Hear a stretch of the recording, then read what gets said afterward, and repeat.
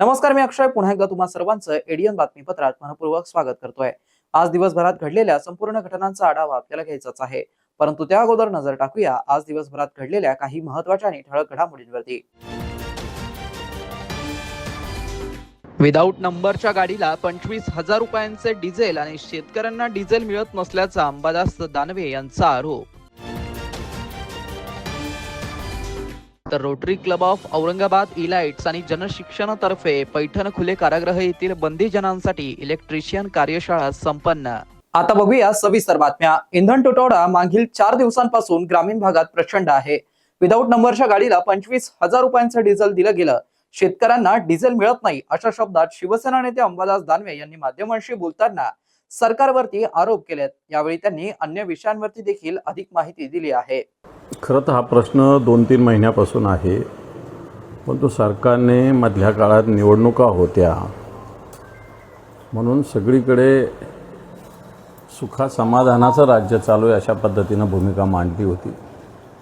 आपल्या राज्याचा जर विचार केला तर परवाच्या दिवशी मुख्यमंत्र्यांनी सांगितलं की डिझेलचा पुरेसा साठा आहे, परंतु त्याच्या आधीपासून जर बघितलं तर खेड्यापाड्यातल्या ग्रामीण भागातल्या सगळ्या पंपावर प्रचंड प्रमाणात लाईन आहे। आता खऱ्या अर्थानं खरीपाच्या सगळी मशागत असेल, येणाऱ्या काळातलं सगळं शेतीचं कामकाज असेल, त्याची तयारी शेतकऱ्यांनी सुरू केलेली आहे आणि याच्यात ट्रॅक्टर हे महत्त्वाचं आहे। परंतु हे ट्रॅक्टर असो किंवा अन्य काही बऱ्याच गोष्टीला लागतं इंधन डिझेल, परंतु कुठेही उपलब्ध नाही। थोडक्यात सरकारचं हे फेल्युअर आहे, सरकारचं हे अपयश आहे। एकीकडे मोठ्या 2047च्या गोष्टी मांडायच्या, अमृतकाळाच्या गोष्टी मांडायच्या, आणि मला असं वाटतं असं असताना साधं 2 लिटर डिझेलसुद्धा शेतकऱ्याला भेटू शकत नाही। एक चित्र। दुसरं चित्र असं पण आहे की काल एक वैजापूर तालुक्यात एक गाडी होती वाळूची वाहतूक करणार, तिच्यावर नंबरसुद्धा नाही। खरं तर विदाऊट नंबरची गाडी बाहेर कशी आली हा सगळ्यात महत्त्वाचा RTO किंवा ज्या एजन्सीनं गाडी दिली त्याच्यावर तर गुन्हा दाखल झाला पाहिजे।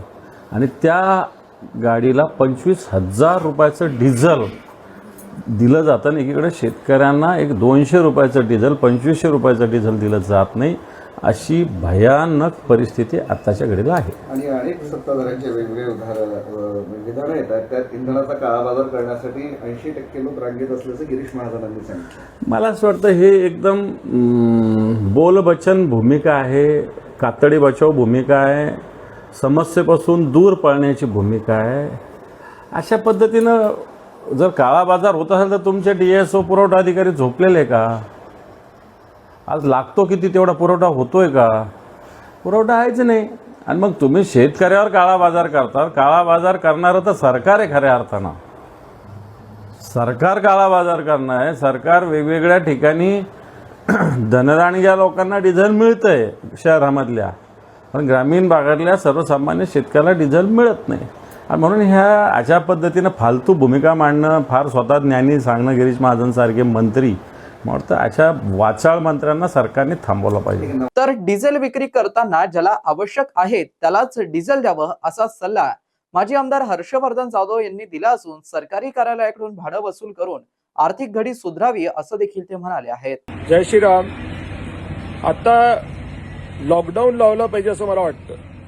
त्याचं प्रमुख कारण असं आहे की विशिष्ट प्रवर्गाला आता डिझेल देणं जास्त संयुक्तिक राहील, जेव्हा डिझेल नाहीये, ज्याच्यामध्ये शेतकरी आहेत, ज्याच्यामध्ये वेगवेगळे किराणाचे जी काही वाहतूक करणारे ते लोक आहेत, तेल वाहतुकीचे जे लोक आहेत ते लोक आहेत, ॲम्ब्युलन्स आहे, अत्यावश्यक सेवा ज्या आहेत त्या आहेत। म्हणजे जिथं डिझेल देणं अत्यावश्यक आहे तिथंच ते डिझेल देण्यात यावं। इतर ठिकाणी डिझेल देण्यामध्ये काही आता सध्या तरी अर्थ नाही आहे। त्याचबरोबर आता वाहतूक थोडी कमी जर झाली तर कुठेतरी हे रुळावर येईल।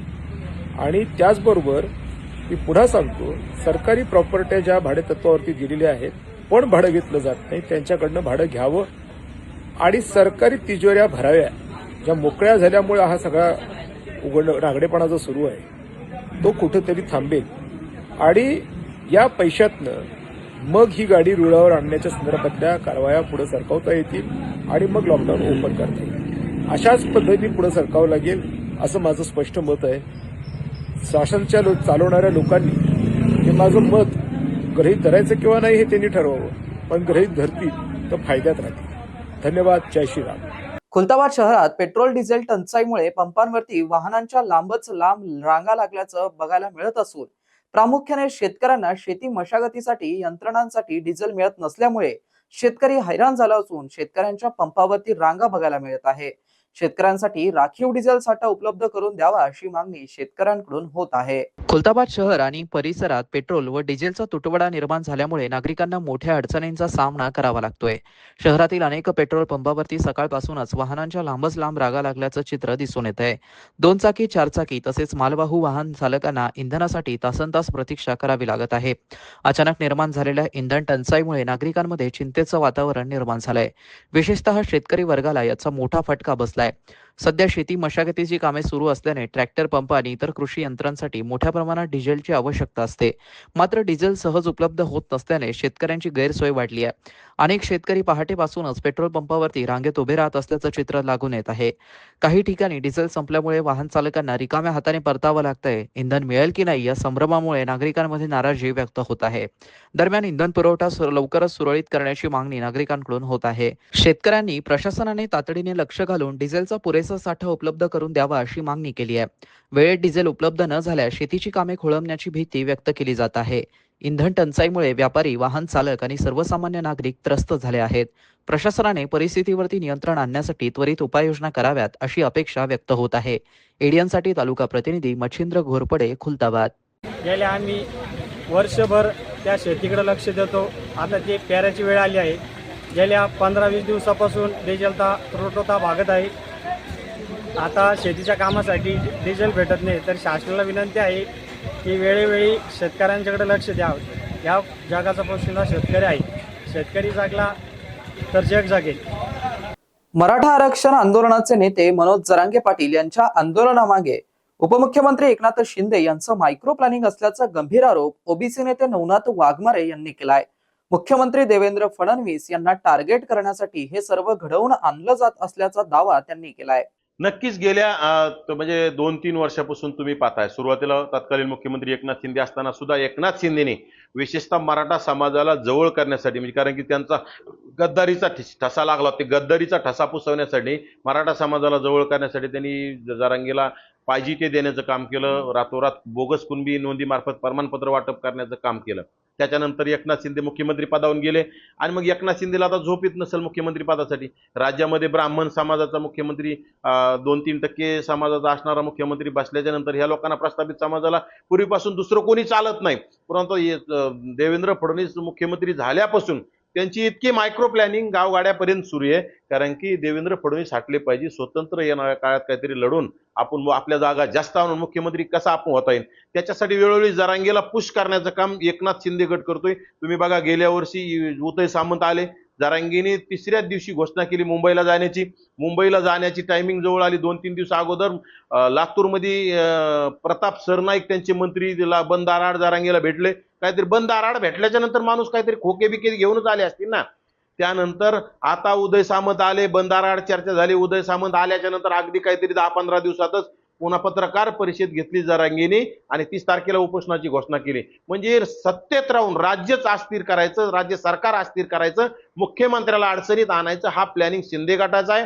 आणि विशेषतः मला तर वाटतंय आता तर एकनाथ शिंदेला मुख्यमंत्री होण्याचे स्वप्न पडत होते, परंतु आता उदय सामंतांना सुद्धा उपमुख्यमंत्री होण्याचे स्वप्न पडालेत. कारण की माझ्या मते एकनाथ शिंदेच्या माघारी सुद्धा ते जरांगेशी जास्त संपर्क ठेवलेत. वेळोवेळी जरांगेला येऊन भेटणं, जरांगेशी फोनवर कॉन्टॅक्टमध्ये राहणं आणि आता कुठतरी काहीतरी गोंधळ करून उपमुख्यमंत्री पद म्हणा किंवा काहीतरी गोंधळ करण्याचं प्लॅनिंग आहे. परंतु एकनाथ शिंदे पूर्वीपासून जरांगेच्या संपर्कात आहे आणि जरांगेचं आंदोलन उभं करण्यासाठी एकनाथ शिंदेचा मोठा वाटा आहे आणि हे पूर्ण ओबीसीनं डोळे उघडून बघितलं पाहिजे. हा एकनाथ शिंदे ओबीसी द्वेष्टे आहेत. ओबीसी समाजाला त्यांनी टार्गेट केलेलं आहे. शहरवासियांना एक सुवर्ण संधी. तुम्ही एखादा व्यवसाय करताय का? मग एडियन वरती जाहिरात करा आणि मिळवा व्यवसायात मोठा फायदा. तर वाट कसली बघत आहात? आताच खाली दिसत असलेल्या नंबरवरती संपर्क करा.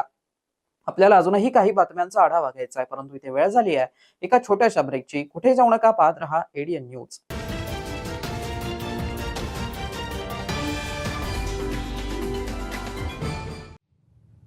स्टॉक मार्केट चॅम्प्स पैसे डबल करा. आणि शर्माजी ग्रुप जॉईन केला. हो, पण आपण लोक कोण? आम्ही स्टॉक मार्केट फ्रॉड ग्रुपचे मेंबर आहोत. आणि हे मास्टरमाइंड. बस आपल्याला फसवणार. आणि यासाठी फेक स्क्रीनशॉट्स मी बनवीन आणि मी फसवे बँक स्टेटमेंट आणि मी फेक ऍप डाउनलोड करवीन जो अगदी खरा वाटेल. सुरुवातीला पैसे बनतील आणि मग लालची शर्मा आणखीन पैसे लावतील. त्यानंतर शर्माजी स्कॅमर सांगून नाहीयेत, पण आपल्या लालचचा फायदा घेऊन सगळं घेऊन जातो. सायबर क्राईम पासून वाचायचं आहे तर थांबा, विचार करा आणि ऍक्शन घ्या. अनेकांच्या मनात स्वप्न असते की देशाची सेवा करायची, परंतु काही लोकच योग्य प्रशिक्षण घेऊन ते वास्तवात पूर्ण करतात. वास्तविक सैनिक बनणे सोपं काम नाही, कारण प्रशिक्षणाच्या मैदानापासून ते युद्धाच्या रणांगणापर्यंत प्रत्येक क्षण संघर्षमय असतो. फक्त जो इमानदार, समजूतदार असेल आणि ज्याची इच्छाशक्ती प्रबळ असेल असाच व्यक्ती या क्षेत्रात टिकू शकतो. प्रत्येक वर्षी अनेक परीक्षार्थ्यांना यश प्राप्त होते, ते फक्त आणि फक्त गरुड झेप अकॅडमी. पंख आम्ही देतो, उंच भरारी तुम्ही घ्या.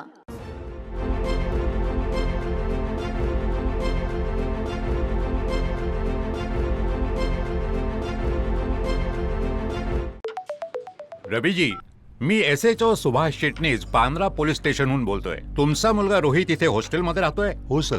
तो आपल्या मित्रांसोबत ड्रग्ज घेऊन जात असताना पकडला गेलाय. ड्रग्ज? अरे नाही सर, अरेस्ट करून जेलमध्ये टाकतोय त्याला. काहीतरी उपाय असेल साहेब. जामिनासाठी 5 लाखाचा बेल बॉन्ड लागेल. पेमेंटसाठी सरकारी वकिलाचा नंबर लिहून घ्या. हो. पण अंकल तर स्मार्ट निघाले. ये बाबा चल. वकिलाला पैसे देण्याऐवजी 1903 वर कॉल केला. माझा गेम ओव्हर. चले, खरे पोलीस अशा प्रकारे व्हॉट्सअपवर कॉल नाही करत. अशा फसव्या कॉलची ताबडतोब तक्रार करा. थांबा, विचार करा आणि ऍक्शन घ्या.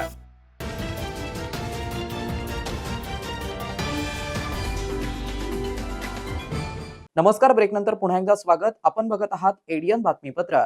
भारत सरकार पुरस्कृत शौली विकास व उद्योजकता मंत्रालयादिनी त्यांच्या अंतर्गत जनशिक्षण संस्था छत्रपती संभाजीनगर व rotary club of Aurangabad elites यांच्या संयुक्त विद्यमाने हे प्रशिक्षण 3 महिन्यात 40 बंदींना देण्यात आलंय. हे प्रशिक्षण कैलाश कडुबा सोनवणे यांनी दिलं आहे. या गव्हर्नमेंटच्या प्रमाणपत्रामुळे बंदी बाहेर पडल्यावरती स्वतःच्या पायावरती उभे राहू शकतील, नोकरी करू शकतील. यातून स्वावलंबन आणि स्वाभिमान परत मिळवून त्यांचं पुनर्वसन होण्यास मदत होईल. या हेतूने सदर प्रशिक्षण देण्यात आलंय. या कार्यक्रमासाठी अधीक्षक सुनील साळवे, जेल अधिकारी भोसले, रोटरी क्लबच्या प्रेसिडेंट माधुरी सांगवीकर, प्रकल्प प्रमुख स्वाती स्मार्त व ब्रतवानी गोस्वामी तसेच सीमा गोस्वामी, जनशिक्षण अधिकारी डॉक्टर रणधीर गायकवाड, रजनी खंदारे, सोनिया मुक्ती, मनुवेल आव्हाड यांची उपस्थिती होती. सर्व बंदी यांनी ही संधी दिली याबद्दल आनंद व्यक्त केला आणि ही संधी दिल्याबद्दल आभार मानले. सगळ्यांनी लक्षात घ्यायचं आहे की ही तुम्हाला संधी मिळाली आहे, तर याच्यामुळे काय होणार आहे की तुम्हाला स्वाभिमान पण मिळणार आहे, त्याच्यानंतर तुम्हाला आत्मसन्मानाने जगायला मिळणार आहे. कारण इथून तुम्ही बाहेर पडलात तर नोकरी मिळणं गरजेचं आहे, तर मग काहीतरी व्यवसाय करणं, त्याच्यानंतर स्वतःची नोकरी सुरू करणं अशासाठी. म्हणजे या बाबतीत तुम्हाला सांगते प्रस्तावना थोडीशी की सुरुवातीला गणेश कुलकर्णी म्हणून इथं जेलमध्ये काही कारणाने आले होते. आणखी मग त्यांना असं कळलं की ह्या लोकांसाठी काहीतरी व्यवसाय शिक्षण आपल्याला देता येईल का. आणि योगायोगाने गायकवाड सरांची माझ्या एका कार्यक्रमात आम्ही दोघंही प्रमुख पाहुणे म्हणून होतो आणि स्टेजवर कशी आमची दोघांची ओळख झाली होती. आणि तेव्हा बोलताना ते म्हणले की 20 लोक असेल तर आम्ही त्यांना फ्री शिक्षण देऊ. आणि हे जे शिक्षण आहे ते हे गव्हर्नमेंटचं सर्टिफिकेट आहे आणि गव्हर्नमेंटच्या सर्टिफिकेटला खूप मोठा अर्थ असतो, हे लक्षात घ्या तुम्ही. तर ते ITIच्या तोडीचं हे आपलं सर्टिफिकेट आहे. तर त्याच्यामुळे तुम्हाला लगेच नोकरीही मिळेल किंवा स्वतःचा व्यवसाय पण सुरू करता येणार आहे. म्हणजे लगेच म्हणजे पुनर्वसन करणं ही इच्छा होती. त्या पुनर्वसनामध्ये तुमचा आत्मसन्मान पण तुम्हाला मिळाला पाहिजे, तुम्हाला स्वाभिमान पण मिळाला पाहिजे. तर अशा सगळ्या गोष्टींसाठी आपण हे करणार होतो. मग नंतर गायकवाड सर आणखीन निमगुडे सरांना पण आमच्या घरी आम्ही मिटिंग घेतली आहे. आणखीन आम्ही किती वर्षभर झाले याच्यावर प्रयत्न केला, पण तुमची आधार कार्ड नव्हती तेव्हा. मग नंतर हे नियम शिथिल झाले आणि आपल्याला हा कोर्स इथं घेता आलेला आहे. आता आपण हा इलेक्ट्रिशियनचा कोर्स जास्त महत्त्वाचा का, कारण लाईट ही अतिशय महत्त्वाची गरज आहे. म्हणजे तुम्ही बघा, कोणालाही इलेक्ट्रिशियन लागतोच लागतो.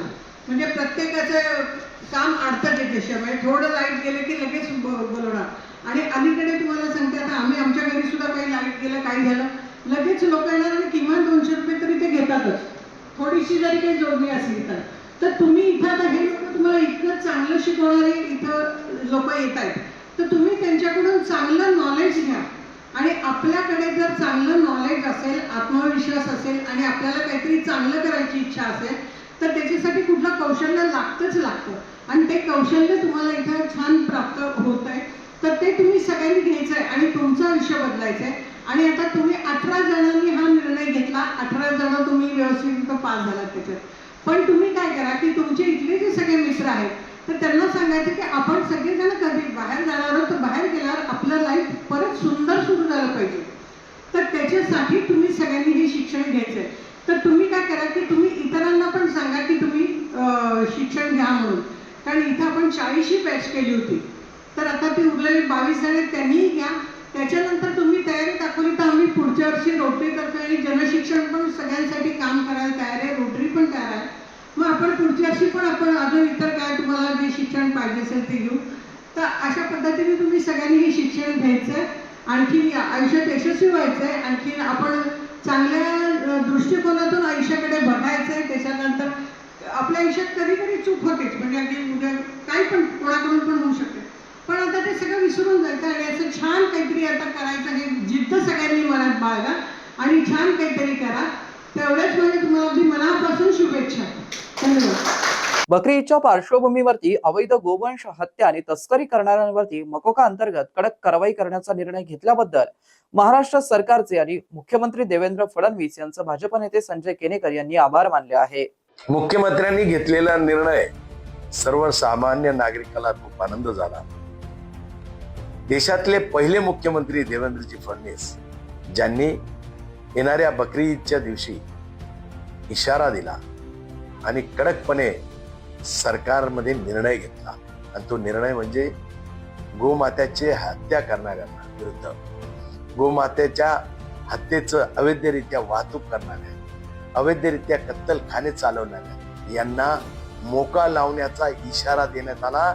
जो की जे अनाधिकृतपणे कत्तलखाने चालवतील, गोमातेची हत्या करतील, त्यांना हा इशारा आहे. आणि त्यामुळे निश्चितच मुख्यमंत्र्यांनी दिलेल्या या इशाऱ्याचं मी अभिनंदन करतो आणि जाहीरपणे स्वागतही करतो. खरं तर मुख्यमंत्र्यांनी घेतलेला हा निर्णय हा सर्व नागरिकांना सतर्क करण्यासाठी आहे. त्यामुळे सर्व हिंदू नागरिकांनी सरकारनं घेतलेल्या या निर्णयाला सहकार्य करावं आणि जिथं जिथं अवैधरित्या कत्तल होत असेल, गोमातेचं हत्या होत असेल, तिथं सरकारला ताबडतोब कळवणे हे काम आद्य कर्तव्य म्हणून आपण केलं पाहिजे. आणि या सरकारचा जाहीर खऱ्या अर्थाने स्वागत केलं पाहिजे.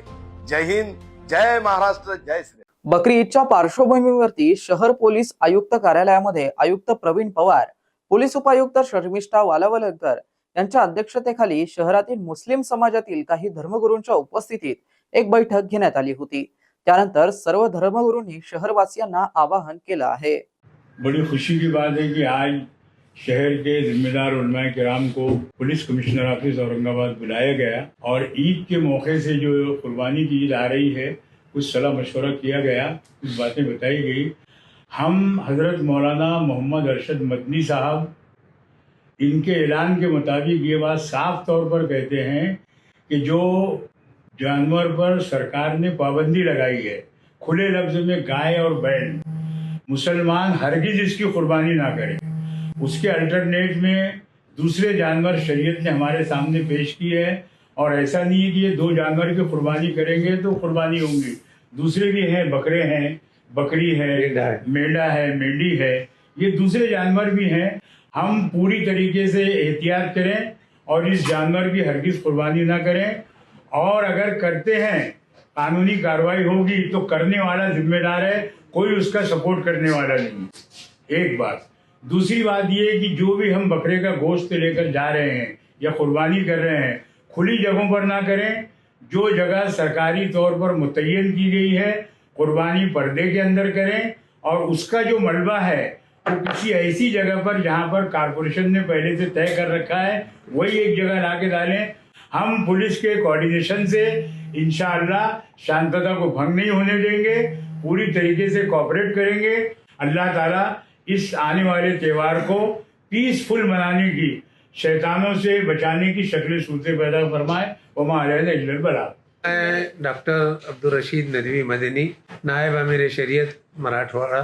इस वक्त सीपी साहब ने एक मीटिंग बुलाई थी, जो दरअसल ईद उल अज़हा के मुनासिबत से, बकरीद के मुनासिबत से ये मीटिंग थी, जिसमें उनका मकसद ये होता है कि ख़ास तौर से मुसलमान भाइयों को जागरूक कराया जाए ईद के मौके पर, कि वो बहुत पुरसुकून अंदाज में, बहुत शांति के साथ अपनी ईद को मनाएं। और ये ईद जिसको हम बकरीद कहते हैं, और इसके अंदर जो कुर्बानियाँ होती हैं, तो इस मौके पर ख़ास तौर से उन्होंने ये रिक्वेस्ट की है, आप लोगों तक ये पैगाम पहुँचाएँ कि कानून की पासदारी करें, कानून के दायरे में रहें, और कानूनी तौर पर अपनी सारी इबादतों को अंजाम देने की कोशिश करें। इसी तरह कुर्बानी का जो गोश्त होता है या उसके जो आलाइश हैं, जो उससे गंदगियाँ पैदा होती हैं, उसको बहुत सलीके के साथ और बहुत अच्छी तरह से बोरी में वो डालकर कारपोरेशन के जो कूड़ादान होता है वहाँ पर ले जाकर डालें। इसी तरह जानवर का जो खून या उसकी जो आलाइशें हैं उसकी भी हिफाजत करें, और निहायत पुरसुकूर अंदाज में अपनी ईद को सर अंजाम दे। अल्लाह हम सबको अपनी मर्जी के मुताबिक हम तमाम को ईद कुर्बान अंजाम देने की तौफीक अता फरमाए। छत्रपती संभाजीनगर जिल्हा पुन्हा शिवसेनेचा बालेकिल्ला करण्यासाठी कार्यकर्त्यांनी एकदिलाने काम करून संघटना मजबूत करावी, सर्वसामान्य नागरिकांची कामे प्राधान्याने पूर्ण करून शासनाच्या योजनांचा लाभ त्यांच्यापर्यंत पोहोचवावा, असं आवाहन शिवसेना पक्षाचे उपनेते, प्रवक्ते तथा राज्याचे उद्योगमंत्री उदय सामंत यांनी सिल्लोड येथे केलं आहे। सिल्लोड येथील शिवसेना भवन प्रांगणात उद्योगमंत्री उदय सामंत यांच्या अध्यक्षतेखाली तसेच लोकसभा संपर्क प्रमुख खासदार संदीपान भुमरे यांच्या प्रमुख उपस्थितीत शिवसेना पक्षाचा भव्य कार्यकर्ता मेळावा उत्साहात संपन्न झाला। व्यासपीठावरती आमदार अब्दुल सत्तार, संपर्क प्रमुख विलास पारकर, माजी खासदार राहुल शेवाळे, माजी आमदार अण्णासाहेब माने, जिल्हा प्रमुख राजेंद्र राठोड, राजेंद्र जंजाळ, नगराध्यक्ष अब्दुल समीर, महिला आघाडीच्या जिल्हा प्रमुख पुष्पा गव्हाणे आदींची प्रमुख उपस्थिती होती। कार्यक्रमाचं प्रास्ताविक तालुका प्रमुख केशवराव पाटील तायडे यांनी केलं। प्रशांत जोशी यांनी सूत्रसंचालन, तर शेवटी नगराध्यक्ष अब्दुल समीर यांनी उपस्थितांचे आभार मानले। कार्यक्रमात शिवसेना तालुका प्रमुख केशवराव तायडे, सोयगाव नगराध्यक्ष आशाबी तडवी, जिल्हा बँकेचे चेअरमन अर्जुन पाटील गाडे, उपजिल्हा प्रमुख प्रभाकर काळे, देविदास लोखंडे, किशोर अग्रवाल, शहर प्रमुख मनोज झवर, जिल्हा परिषद सदस्य अब्दुल आमेर, देविदास पालोदकर, सय्यद नासिर हुसेन, राजू बाबा काळे, युवा सेनेचे धैर्यशील तायडे, अक्षय मगर, कृषी उत्पन्न बाजार समितीचे सभापती विश्वास दाभाडे, उपसभापती संदीप राऊत यांच्यासह विविध गावांतील आजी माजी सरपंच, सोसायटीचे चेअरमन, व्हाईस चेअरमन तसेच शिवसैनिकांची मोठ्या संख्येने उपस्थिती होती। यासाठी युवा वर्गाला देखील अब्दुल सत्तार साहेबांचे आहे त्याच्यापेक्षा हात बळकट करणं ही काळाची गरज आहे। अब्दुल सत्तार साहेबांनी सांगितलं की 8 दिवसापूर्वीच मी एमआयडीसी जागा आपल्याला कळत नव्हती, परंतु आपल्याला एमआयडीसी झालीच पाहिजे असे अब्दुल सत्तार साहेबांचा आग्रह होता। एक जागा कळत नाही म्हटल्यानंतर दुसरी जागा त्यांनी शोधून काढली।